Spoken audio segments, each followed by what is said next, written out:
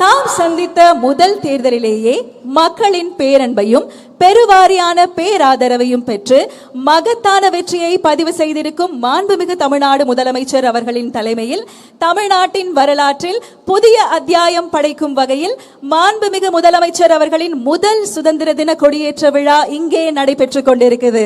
அனைவருக்கும் இனிய சுதந்திர தின நல்வாழ்த்துகள். சுதந்திரத்தின் பெருமையை போற்றும் இந்த புனித நாளில் வரலாறு மீண்டும் ஒரு புதிய அத்தியாயத்தை எழுத தயாராகிறது. ஆம், நாம் ஆவலுடன் எதிர்பார்த்து காத்து கொண்டிருந்த தருணம் தற்பொழுது நம் மாண்புமிகு தமிழ்நாடு முதலமைச்சர் அவர்கள் மூவர்ண கொடியை ஏற்றி வைத்து கொடி வணக்கம் செலுத்தி சிறப்பிப்பார்கள். காவல்துறை கூட்டுக்குழல் இசைக்குழுவினரால் நாட்டுப்பண் இசைக்கப்படும். அனைவரும் எழுந்து நிற்குமாறு பணிவன்புடன் கேட்டுக்கொள்கிறோம். May we kindly request all our dignitaries to rise for the national anthem.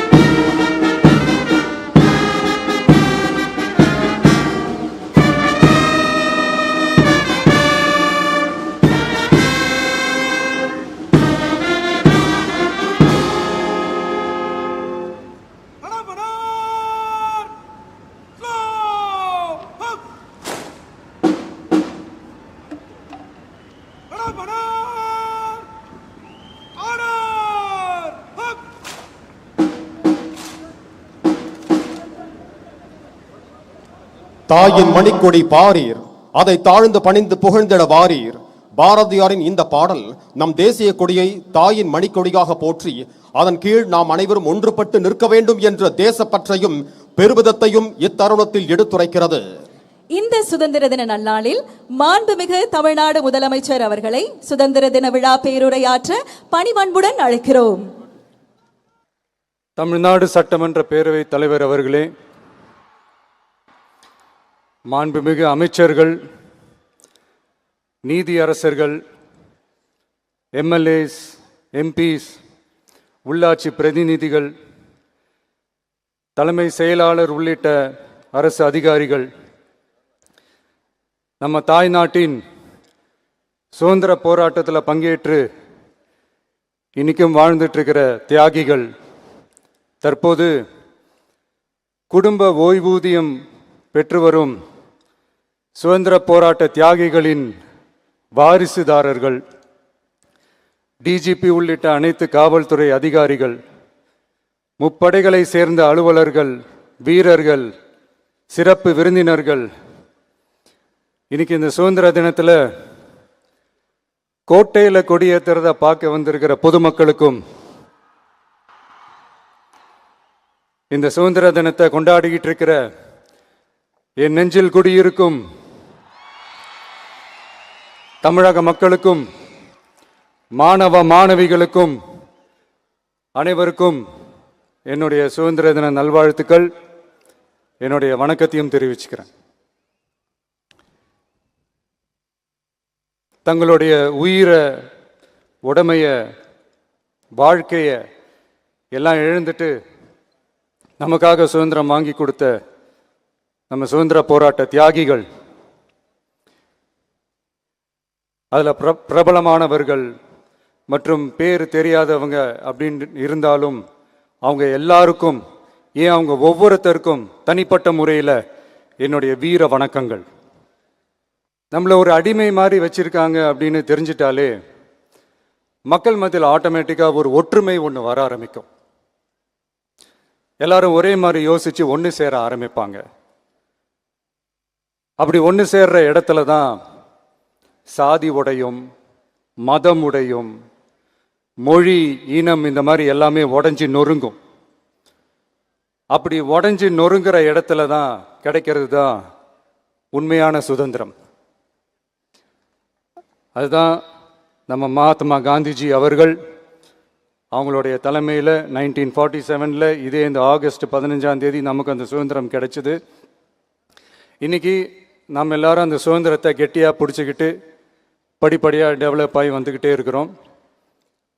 அந்த டெவலப்மெண்ட்ஸை அடுத்தடுத்த கட்டத்துக்கு கொண்டு போக வேண்டியது நம்ம எல்லாருடைய ஒரு கடமையும் கூட. இந்த நேரத்தில் நம்ம தமிழ்நாட்டை லஞ்சத்திலேருந்து ஊழல்லேருந்து காப்பாற்றுறதும் ஒரு மிகப்பெரிய ஒரு விடுதலைக்கு சமமான ஒரு விஷயந்தான். அதை நோக்கி தான் நம்ம அரசும் செயல்பட்டுக்கிட்டு வந்துக்கிட்டு இருக்கு.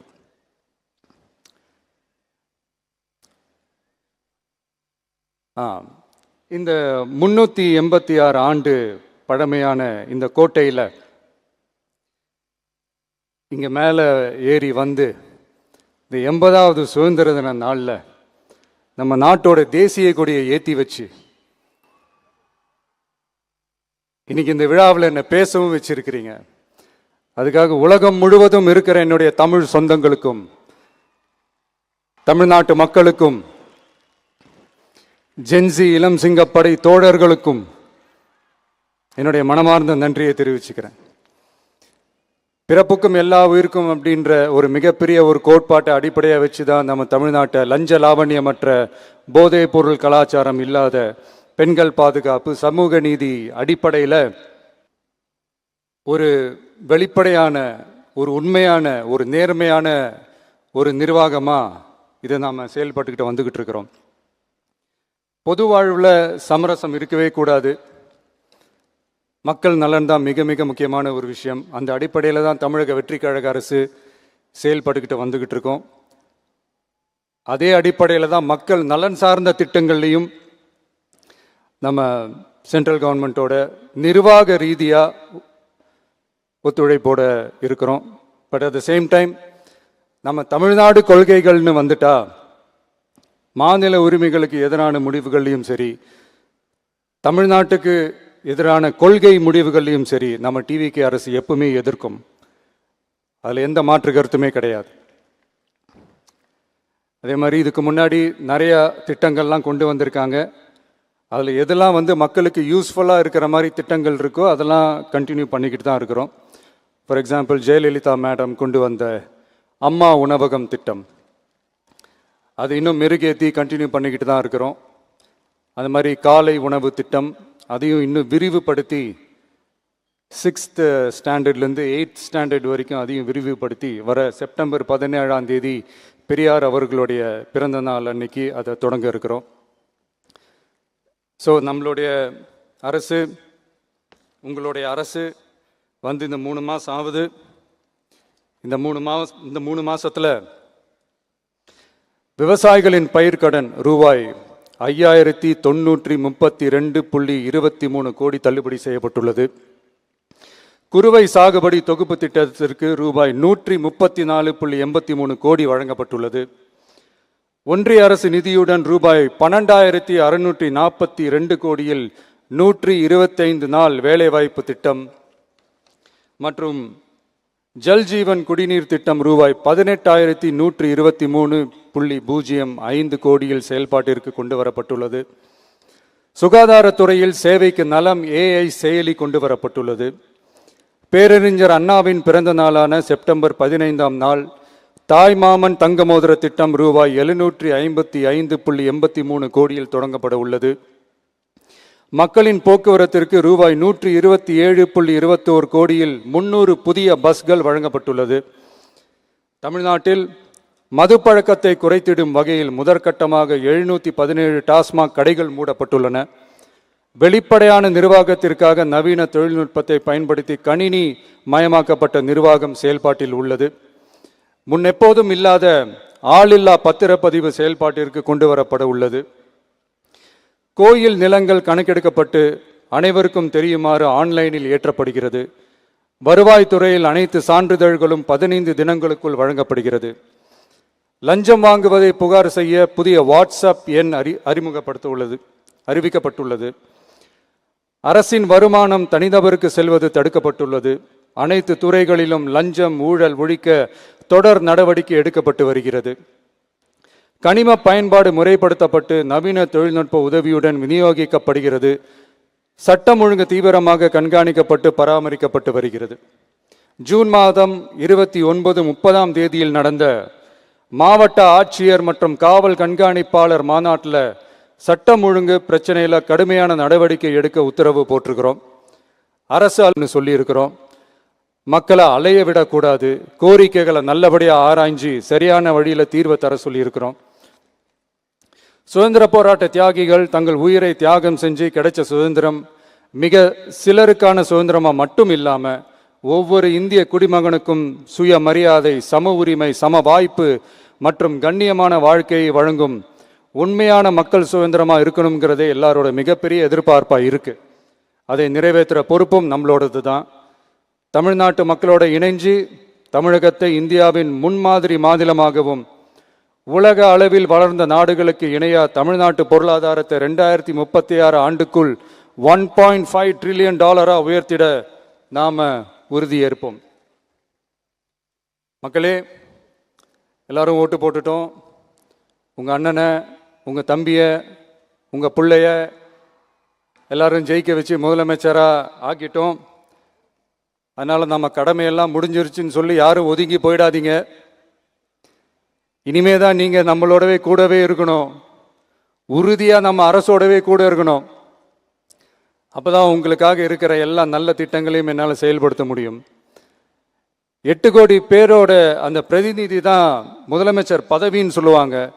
அதனால தான் சொல்றேன், மக்கள் தான் ஆட்சியாளர்கள். இங்க நான் எல்லாருமே, அங்க இருக்கிறவங்க எல்லாருமே மக்களோட சர்வன்ட்ஸ். அப்படிதான் நான் அதை பார்க்குறேன். ஸோ வாங்க எல்லாருமா சேர்ந்து நம்ம கடமையை சேர்ந்து செய்வோம்.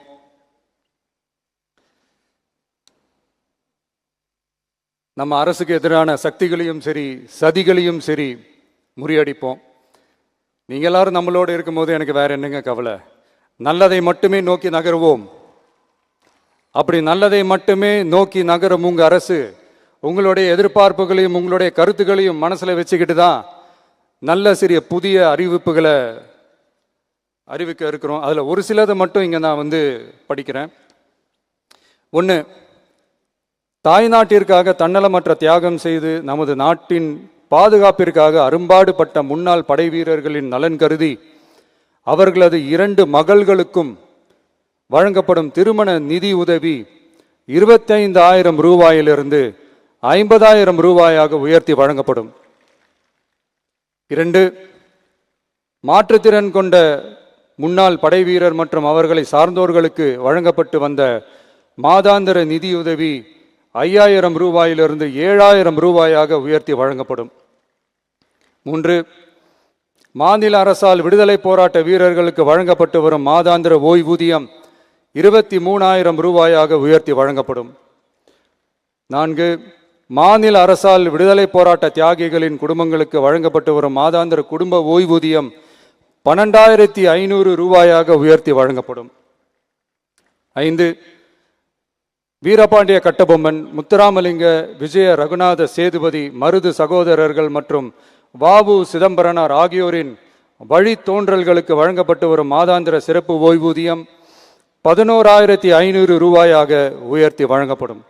இவற்றிற்கான அரசாணைகள் அரசால் வெளியிடப்பட்டுள்ளது.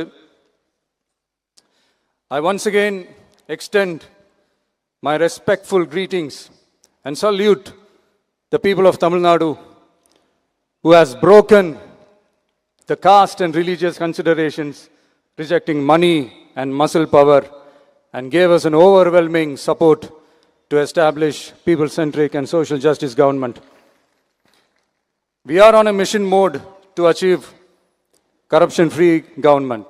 We want our people to develop zero tolerance towards corruption. And we appeal to the officials and the people of Tamil Nadu to make our state corruption-free. இன்னைக்கு இந்த விழாவில் பரிசு வாங்க போற, பாராட்டுகளை வாங்க போற, விருதுகளை வாங்க போற அனைவருக்கும் என்னுடைய வாழ்த்துக்களை தெரிவிச்சுக்கிறேன். இந்த விழாவை ரொம்ப அழகாக ஏற்பாடு செஞ்ச பொதுத்துறை செயலாளர் அவர்களோடு சேர்ந்து அலுவலர்களுக்கும், காலையிலேயே இந்த ப்ராக்டிஸ் பண்ணி சிறப்பான பரேட் நடத்திய காவல்துறை நண்பர்களுக்கும், இந்த விழாவை ரொம்ப பாதுகாப்பாக நடத்திய காவல்துறை அதிகாரிகளுக்கும், ஊடகத்துறை நண்பர்களுக்கும், சமூக ஊடகத்துறை நண்பர்களுக்கும் என்னுடைய மனமார்ந்த நன்றியை தெரிவிச்சுக்கிறேன். கான்ஃபிடென்ட்டாக இருங்க, நல்லதே நடக்கும், வெற்றி நிச்சயம். மீண்டும் சந்திக்கும் வரை நன்றி, வணக்கம்.